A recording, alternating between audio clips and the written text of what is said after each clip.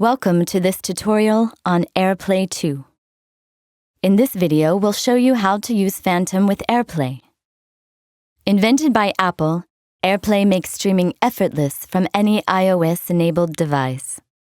Using our app, check if Phantom is connected to the same Wi-Fi network as your iPhone, iPad, or computer. Now play any track from any app on your iPhone. Access your iPhone's control center. Locate the streaming icon on the top right. Tap once to activate.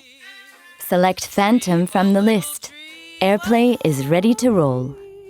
You can also create a multi-room setup between Phantoms and other Airplay 2-enabled speakers directly from your iPhone's control center.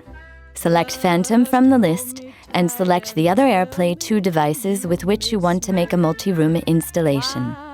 You can control the volume of each room individually, as well as the volume of the entire system. Thank you for watching this tutorial.